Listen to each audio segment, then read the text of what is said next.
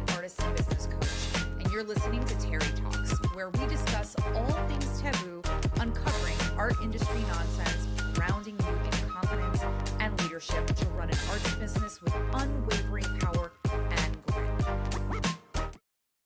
Hello, art people and any other creatives that are listening. Thanks for tuning in to another episode of Between the Two of Us. This is a spinoff of Terri Talks podcast, where I sit down with the most dope and insightful humans in the art world. Just a few things before we get started. We have an incredible artist that I'm going to be sitting down with today for a live on-the-spot strategy call. So this is a very different, it's not interview style, but we're going to problem solve a couple of things. Before we introduce this amazing artist, don't forget to hit the subscribe button and rate this podcast so that it reaches more artists in the art world.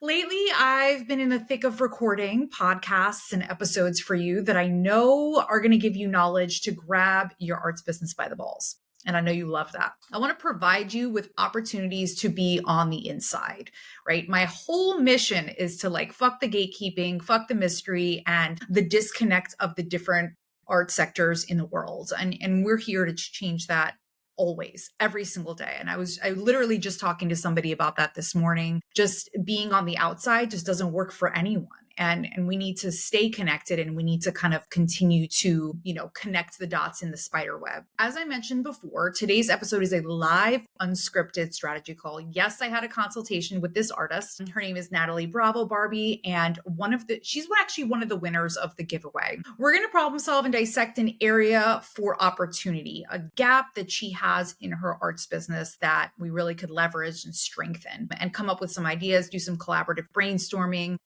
This is the type of call that will give you some type of motivation to problem solve in your own arts business and give you some ideas on how to do that. Also, it gives you an idea of my coaching style. So Natalie is an Argentinian-born and New York City-based. Bravo-Barbee is a multidisciplinary artist exploring the intersection of photography and installation sculpture. Her process-driven practice incorporates alternative techniques like cyanotype to push the boundaries of image making and storytelling. And recently, she's been in this sort of process of working on different printmaking techniques and mainly block prints for a specific project. So let's start talking. Let's get her in here and start the conversation. Today's topic is mainly going to be about money. It's going to be about pricing, which we all know, dear to our hearts, is oftentimes a difficult topic for a lot of us. And do some talking around that, because I think that that's really an important aspect of being artists in business. Thank you for joining us today, number one. And number two, I remember when I took a look through your Instagram, you have your hands in so many different areas of the art industry, which I love. I love that you are, you make connections, you're a part of collectives. So give us a little bit of an idea of your background and what you're working on right now, and we'll go from there. First, let me thank you for taking the time out to have this conversation with me. It's such a treat to be able to have you one-on-one. So a little bit about my practice is I have a home-based studio, so it makes it a little easier to juggle my life with motherhood and work making and freelance. And so I do a lot. I work with primarily photography, but I do installation. And like you mentioned, I am working with collectives to do different projects and come together and do things. Some of them are community-based. Some of them are for our gain and as a collective. And so I've been recently just working on getting that work ready.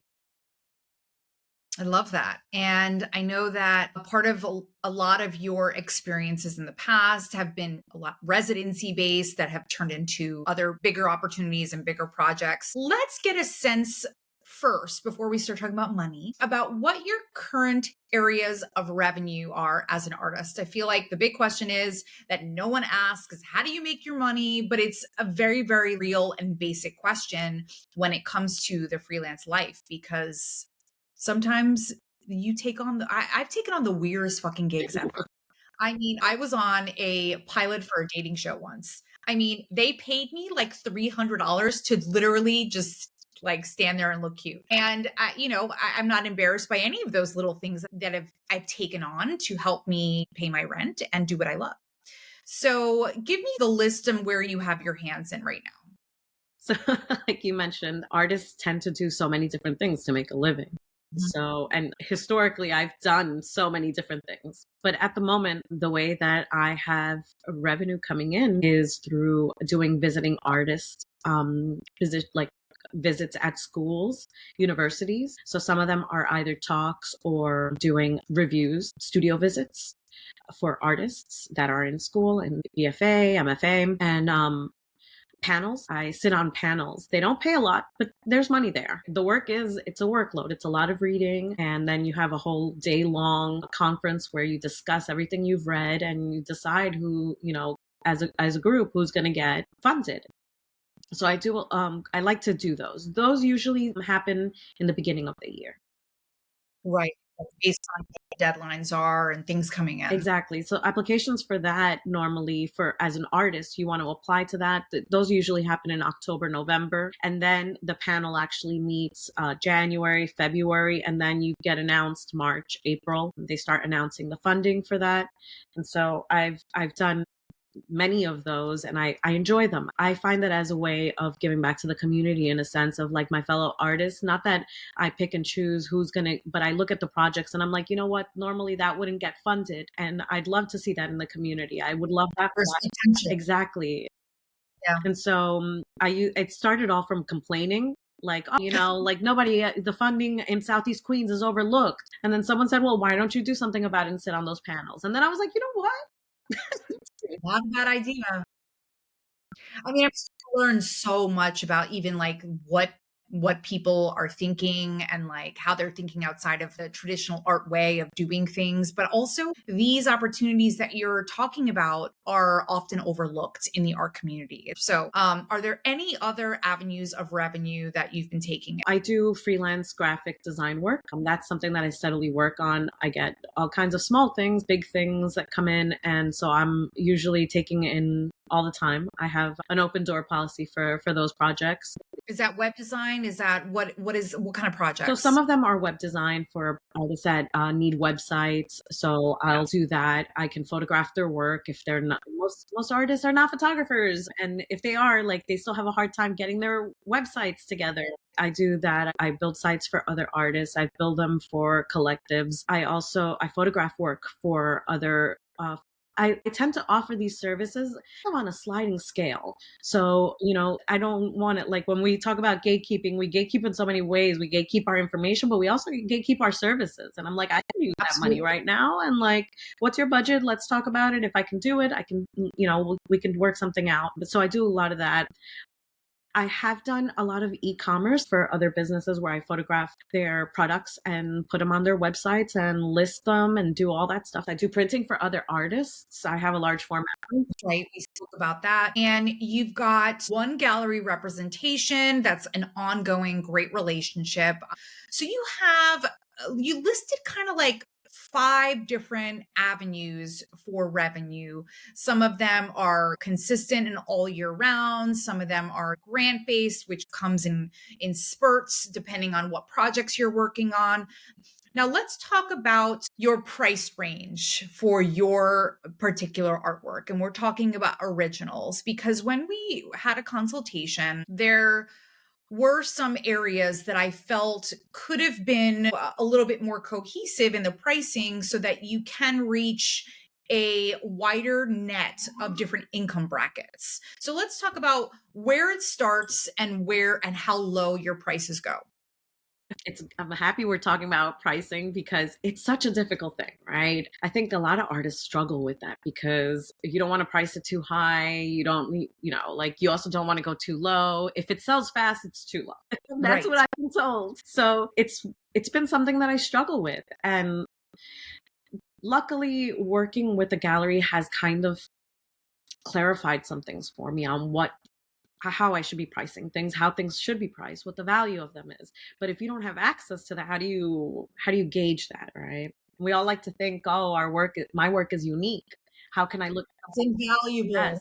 I can't look at someone else's work and what they're pricing it, price it the same as them. So it's kind of this murky water that a lot of artists tread through when it comes down to that. So that being said, I started testing out on Instagram pricing for things because I do e-commerce for other people, but I haven't done it for myself. Right. They just give you the info. They just give you the info and you're just like, Yeah, okay, this is great. This looks good. it's easy when it's that, right? I started trying something. I met an artist who was doing these little framed works, and I asked her, "Well, how much do you sell those for?" And she goes, "These are, this is for my affordable section. These are $100 each, and they're like 3x5s." I said, "Okay, well, I'm going to try that. I'm going to see if I can I sell something for $100." Tell us what it is. So for our listeners who aren't necessarily watching this on YouTube or Spotify, you create these cyanotype prints and then you are using this paper to create these floral I wouldn't call them sculptures. Yes, they are essentially they're photo-based sculptures, like the one that's behind me. So, but I make so those that's a photo-based That's sculpture. large. So 16 by That one's 16. 36 by 36. It's just Oh my look God. smaller. That's the Instagram, that's the virtual, like you just like don't, you can't tell, you know what I mean, half the time, which is why I tell a lot of artists to stage your stuff sometimes because it's really hard when you're not in the photo to gauge how big something is just by looking at a screen. So So there are these little shadow boxes, white shadow boxes. They're about 3x5 or 3.5 by, like, yeah, 3x5 roughly.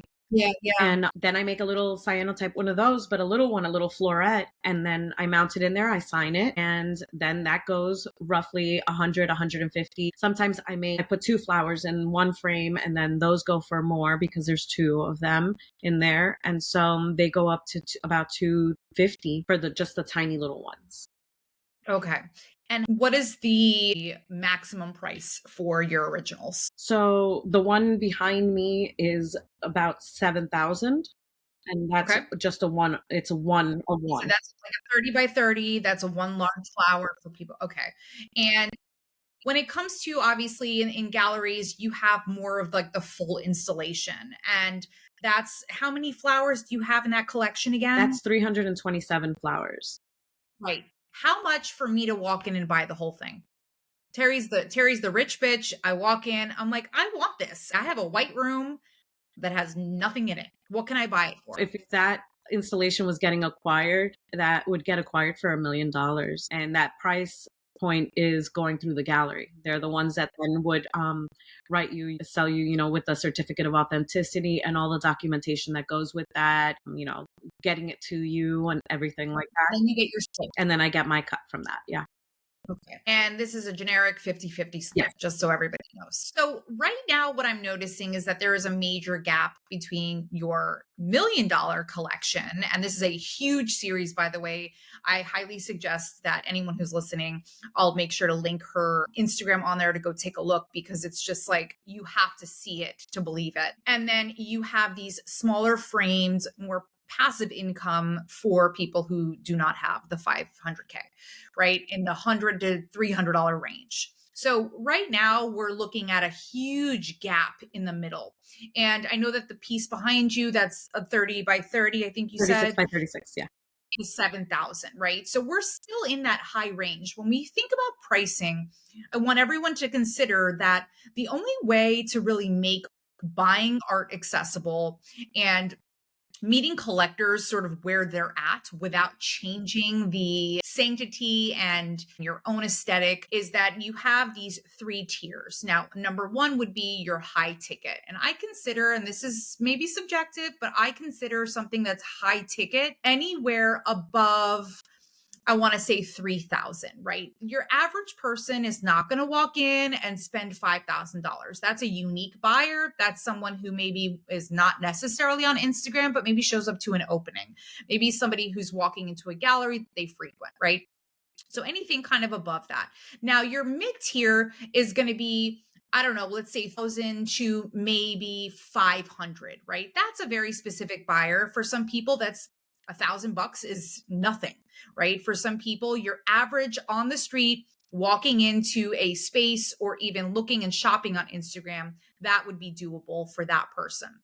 And then your low tier, right, would be a sell on Instagram, a sale on the website, a very quick buy, right? They don't need to think a whole lot about that low tickets bracket.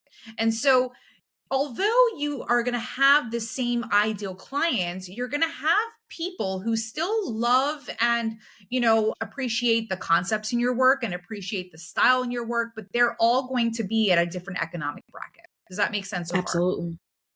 Okay, great.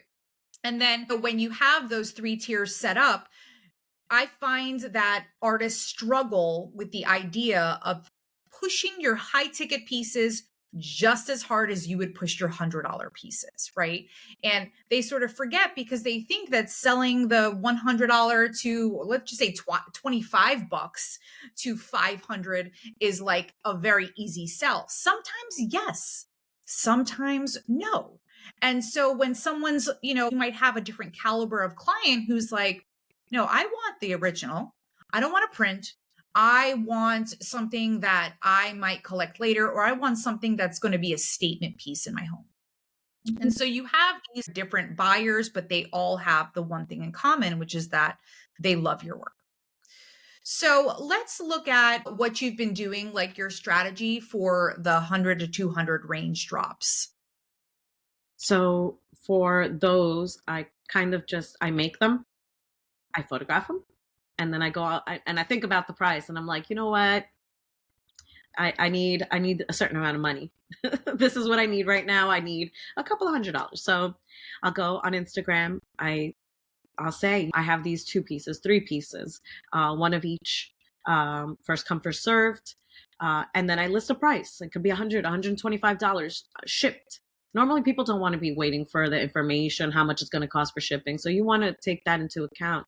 And I take that into account. Like, yeah, I'm going to ship. And I go very specific within the US. Okay. Yes. Free shipping is shipping included within the US. And then I list the price. It'll be 150, 125. And these drops, they're totally random, no announcements ahead of time, no launch ahead of time. And what's your limit? Like, what's the maximum in these editions? It depends. Some of them I've had just be one. I'm building this installation of 36 flags. I have 37. I'm going to sell one. Right. So it'll be something like that. Like I'll photograph it and I say, I have this one flag I just made. This is how much it is.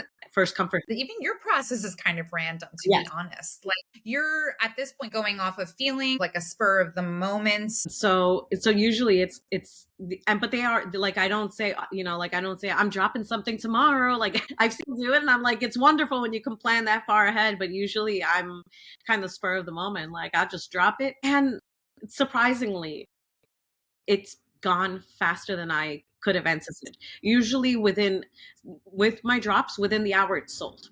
And if I have multiples within the hour, all of them are gone. Wow. And so it's pretty amazing. Yeah, there's a big sense of urgency there. There's a FOMO, there's a surprise element. And I just want to say, does not work for everyone, because there are people, yes, like you said, who plan these big launches. They've got a collection they've been working on for maybe the last 6 months, and they're like ready to reveal the 20 pieces. So this is a very, very different. This is what I considered your low ticket item, your passive income. You're not really waiting for it. You're just kind of like taking it as it comes and goes. So the idea of working less and making more money is that this is a great opportunity for you to have what is called a cash infusion, where it just like pops in, sells really fast, you get what you need, and then you can do it whenever you feel like it. So there's a lot of positives about, obviously it's been working for you, you've tested it out, but we also discussed how fast they go. Yes. And so there's room for you to adjust this strategy without changing it completely. It's something I don't like doing in my coaching practice. I don't like to change my client's entire process, because it's not a behavior that's going to be ingrained. It's going to be something that you've got to build back up. And there are always pieces that we can keep steady. So there's a couple of things. Do you have an Instagram shop? No, but the thing is that I in your process right now, it's all manual, all of it. And one thing that all artists can leverage is automating at least half of this. And yes, it will take some time to set up that one automation. So let's just say you still want to do the random drops, right? Obviously, I'm a huge advocate on the Instagram shop because maybe it's a 48 hours until it's sold out, right? You don't have to do anything. You don't have to have any conversations with anyone. So it takes out the sort of middleman of, sending you a Venmo or sending you this when in reality, I think that that could be something that's completely taken off your plate, right? Once it's sold out, you've got 5 that are sold out. And on top of it, people are seeing how fast it's being sold out. It would even be interesting for there to be a timer. I mean, there are so many cool things to amp up this like level of urgency and at the same time take this off your hands so you don't have to be watching. That's it. You've got the payment and that's it. You just announce it the same exact way. So that's one thing that I think could really help take off this whole manual situation on there. I also think for you, I don't know if you've ever had an intern, but that's something that was on my list. I think that where you are in your career, you could, and how long have you been working in this field? Oh, so I've been a photographer for 25 years. There you I've go. been working as a professional artist since 2016, so it'll go 9 years. Right. And you've been showing all around. You've had some like deep rooted projects. I want you to consider an artist who are listening to this where they're in the practicing and professional realm of things and things are moving consistently, but you don't want to, you know, you don't want to take away from your studio time. You want to keep that sacred and keep that work flowing. That's oftentimes an intern, whether it's a college student, they will want to be a studio intern. They will want to pick up some of the slack here and there. So, hey, you text the intern and you're like, fuck, I want to just do a drop real quick. I've got 2. Can you post this on my shop? I mean, that takes an intern probably 15 minutes if they're in the gen, what is it? I don't know what era they're in, but let's just say they're in the 20s and they want to put something on their resume. And for those listening, you could also use Listings Project, which many of you know, to post something that would get a person that's very much in line with the creative field. Okay. The next thing that I had on this list of, things that will make this a smoother transaction is even in your emails. Let's just say you want to build up your email list. Maybe there's only a drop on email. That's also another way. Only on email, you pop in and you pop out, right? Email doesn't have to be this like extravagant thing and you post one picture of each. I've seen emails come into my box that literally just had pictures and prices. Like I was so shocked. I was like, wow. I mean, they got it out, right? They had all the pertinent information on there, but it was exclusive to their list. So that's one way to kind of hit 2 birds with 1 stone. And that's what we want to do. Every single time you post, your posts should be connected to a million different outlets. It should be automatically connected to Facebook because you're going to have a different demographic on Facebook and potentially higher ticket clients on Facebook because it's just an older platform. Instagram should go to Facebook. Instagram should go to Pinterest as well. And all of my stuff has been automated to posting on Pinterest. I do nothing. And then, of course, you can repurpose any of your Instagram content into your emails. You literally can pull, cut, and paste. What are your thoughts on these? Like, what's going on in your head so far? Well, I'm taking notes. I know. I see you. You're like, I think it's great. I think that's awesome. What's standing out to you? What's giving you like a buzz? What's exciting you right now about any of those ideas? The idea of automation. People forget. Yeah. The sad thing is that I know how to do this. Yes. Because I do it for other people and I don't do it for myself. I don't have my shop. Like my website has the capability for it, but I set it up. What's your website platform? I use Wix. Okay, me too. Yes. And I've done it a couple of times. What else is going through your head? The Instagram shop. Thinking about the Instagram shop and like I have a flat file filled with work. So I can technically fill up a shop. So Yes. it's that ideal. How would I do, like, where would I start with this? Like automation, yes, go, and then two places, my website and then Instagram. Right. So you can do a couple of things. You can obviously compartmentalize them, or you can just connect the Wix to your shop. And then every time you do that drop, you upload those 5 things into your Wix, and then those 5 things will automatically populate into your Instagram. Or you can do a section, right?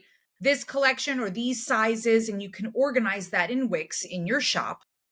And then you can say, here's the drop in Instagram. It'll let you kind of select collections.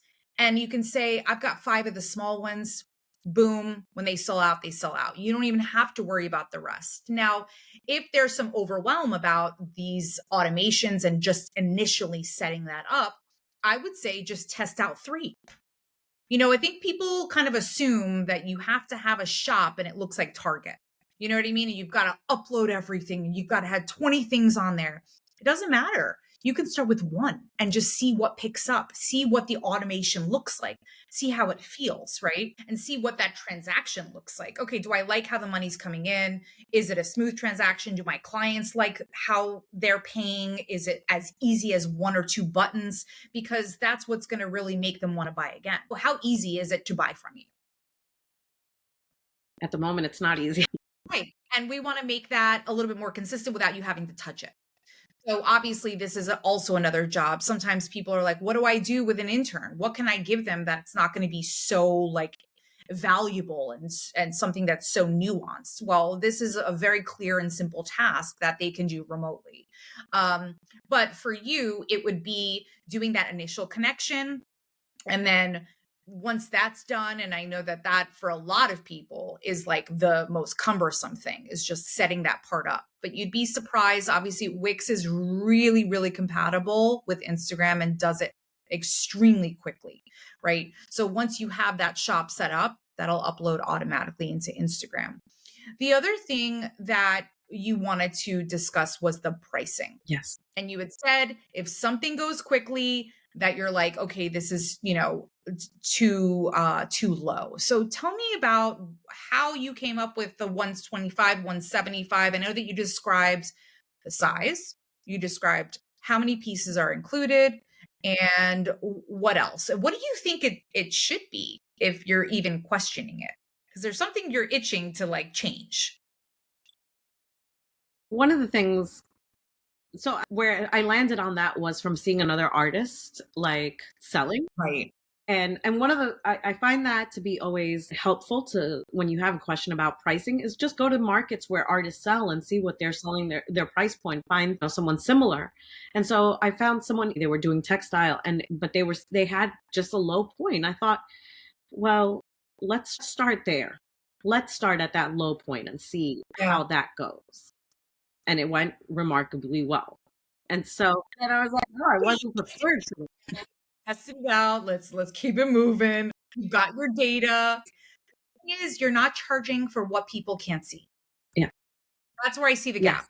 You're not charging for your handling, and then your shipping is actually cutting into your profit. Yes. Okay. So that's 2 things. So you actually usually end up with only $100. Let's just say on average, depending on how you ship, depending on, the materials you're using to package. And the second gap that I'm seeing is that there is really no easy mid-ticket to buy. Let's just say I don't want to buy something that tiny, because that, to me, when I'm thinking about where I would put that, I'd probably put it on a shelf. What if I want something that's more of an 11 by 14 in the $500 range? How can I get that? Unfortunately, that goes through the gallery. I give them my bigger pieces, and then they have that. So then they only have one thing listed directly on Artsy where you can just go click and buy. The one thing you can click and buy right now is you can go click and buy the prototype of the flower. The first flower I ever made, that one's on sale. That's $4,000. You can click and buy that on Artsy. That comes framed in a custom, a huge custom shadow box and all of that, the certificate and paperwork. So that's where that is. But for something like an 11 by 14, the gallery has the small ones. Those aren't listed on Artsy. They are listed on their website, but then you would have to inquire and say, like, oh, I want to buy this piece. Like, you have to go and call them and be like, Well, that's not accessible to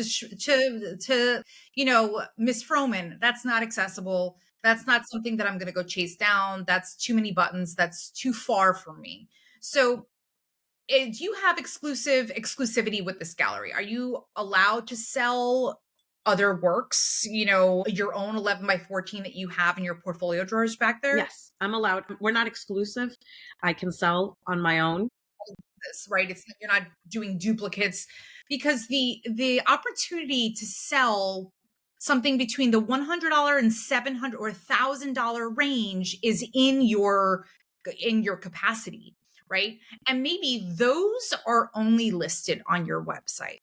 So you can start to kind of compartmentalize. Maybe you want your higher ticket pieces that are under the $5,000, $3,000 range to live on your website, where people have to kind of go a little bit further to get there. They're more invested. They have the money. They want to look at more details, right? The Instagram shop could be those quick drops. Again, once you set these two things up, you don't ever have to touch them unless you're uploading the five little ones, or you want to add more to your shop and you want to develop that. Now, the great thing about these two different platforms is that not only does your Google search, your SEO go way up, because you're just easy to search. I can find you quicker. Through a gallery, their name's going to come up first, right? If I type your name up, you're going to have lots of articles. I'm assuming you're going to have different events that you've been in. Like, there's going to be a plethora of things. What we want to show up first is either your Instagram or your website. Ideally, your website would show up first on the Google search, right? Or it could be like artwork by, if I type it into Google, artwork by, Natalie, I would want the top thing to be where I can buy. Okay. So when someone types in Terri Froman, my website is at the top. I think the second one is my Instagram. I need them to go there. I don't want them to go anywhere else. I don't even want them to go to an article. I want them to land in my space. And so the great thing is you don't have exclusivity with this gallery, and you can take control of what you do with the rest of your work. I think in terms of pricing, let's just kind of nail down what it could be. If it's not 100 to 150, what do you in your heart think it should be? Because I think your research is dead on with how you're thinking about pricing, right? I tell my clients, go on 3 Instagram shops, maybe in the same kind of realm with the same size and how you described you did, and average out that cost. And then you can use some of your emotional attachment to make that decision on what feels appropriate. So what do you think it could be? So I do think that with the framing, there's margin for me to make more on it, not by a lot, but like you mentioned, yes, when I include shipping, I am cutting into my profits. Yes. I'm not accounting for packaging. And so all of that eats away. So I'm thinking I could bring up the margin. Let's say that's $20 Yes. total on each one. Let's just say the way you do it is $20, right? So keep going. So then I'd definitely say I'd bring them up to starting with one individual framed floret to be, when we're talking about the size of a floret, the floret is like the size of a quarter, roughly. Okay. So it's one of those, but then it's framed and signed, and they're really adorable. They're precious, and you can fit it on a wall in between. A lot of people like having salon style galleries, yes. And then that fits really nice. If you have a little gap somewhere that you want to fit something, this is perfect. You don't have to do anything for it. You don't have to go find the frame. You just hang it right there. I'm imagining it in my salon right now. My gallery wall is huge, really? But yes. Yeah, and so I'm thinking they can go up to 175. Reasonably, that's still affordable. They're still, and yes. Each one is unique. No two are alike. Yes. So even if I have 5 edition, again, like that, these are originals and not just photographs of the work. Mm-hmm. So that's also a different kind of area that we can discuss. I think 175 for what you've tested out is completely doable when you say shipping and handling included, right? The material, the box, or whatever you're putting in the sleeve, all that stuff is now accounted for and not cutting in. So let's just say you get 150. right? So that's not really eating into your profit. You're still profiting a good amount. Okay, let's just say the 2 flowers goes up to 225. So now you have a low ticket, a mid ticket. Let's just say you drop one randomly that's 11 by 11. Random, $500. Just some random shit. Like keep testing out what picks up because again, your strategy is working. Yes. But test it more, challenge it. You know what I mean? Put in one, 751 because again, whatever's under 1,000 is still very doable for people on the network of Instagram and definitely Facebook, right? You're thinking about your demographic. What type of wallet sizes they have? Do they have disposable income? Have they been thinking about buying for them or for someone else, right? Especially during high shopping seasons. I mean, you can even test out and then push that even more. Let's just say you're doing a pre holiday situation, a studio clean out. I know that every single artist listening to this has a shit ton of backstock. Yes. Okay. No, you're all hiding work. Yes. And even your sketches is passive income. So those things can all be utilized. And for you, what I mean in sketches is maybe your non-sculptural cyanotypes that easily can go as original prints. Or testing, and I right? I love original prints. I mean, I would rather an original print, but these days it's actually kind of rare for people to sell those. I don't know what that new trend is, but maybe, the prints are just easier. I also, if you wanted to even push those into a mid bracket tier where some of your original cyanotypes are, maybe 750 to 1,000 or something like that, those prints could be embellished. So they're really unique.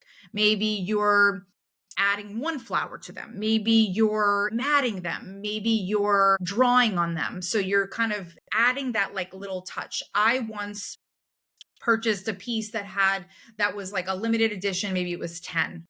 And they were all the same print. The paper was incredible. Number one, which is like, to me, a collector's dream. And I'm an artist, so I just love paper. And then the second thing was she embellished each one with a tiny little bit of gold leaf. And I just like, there was this, I'm like, oh, she did that for me. Yes. No, she didn't. No, like she did that for each of us. So the 10 people that purchased these prints, I just felt so attached. And it's made me I keep my eyes on her work constantly. And, sometimes I kind of wish that she would do something a little smaller. Maybe I don't have disposable cash, but I would buy an 11 by 14, on any random month. And so, those are ideas for the prints that you had mentioned in your drawers. Yes. Yes. It's so good to hear because it's the thing that lives in here. And then until you have someone tell you, like, come on, you can do this. Like, this is what, like, you already have all the tools. Just put them together and put them to use.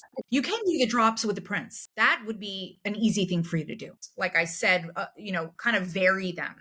Email only, website only for the 1,000 and up, and then Instagram, you can do those prints, test them out and see what, people love that shit.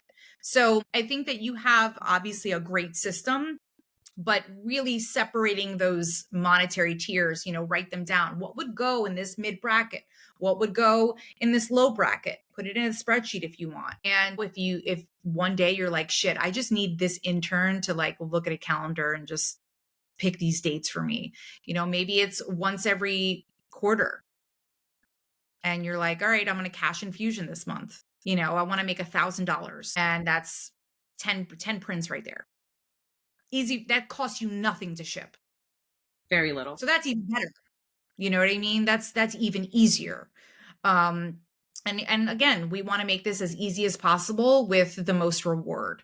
So I know we went a little bit over, but just to kind of close out, what were the two most impactful things, whether it's an emotional or just like a mental shift that happened on this call today? Well, one, hearing dividing the pricing into tiers. That's really helpful because yes, everybody needs to have these tiers. When we're thinking about selling, we want, we go into a store and we're like, okay, I know realistically what I can afford right now, what I can spend. Right. So why not use that in our own practice? Like, let's have these 3 tiers. So that's one thing that I'm definitely taking away from our conversation is thinking about what my tiers are really realistically. looking at those tiers and setting that. And I'm even writing them down. I'm going to write them down so that now that's, yes, You have it in your head. You know what stock you have. yes, You know what products you still have laying around, and you can always play with your numbers. yes, Right? We can go down, going up is harder. yes, You can just decide. yes. Yes, that's definitely springtime's coming. So spring cleaning, definitely keep an eye out because I'll be doing some spring cleaning. Put your notifications on for Natalie's Instagram. Yes. And the other one is this idea of having an intern. I really love that idea. I think it would be beneficial for both of us because being able to see behind the curtain of how an artist works and lives in that sense, because mine is a home studio. And so seeing how the balance of my life would be, that would be beneficial to a student. I also, Yeah, that's invaluable. exactly. The insight.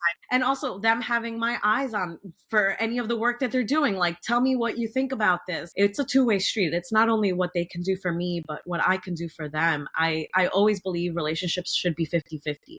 If you're taking more than you're giving, you're not doing it right.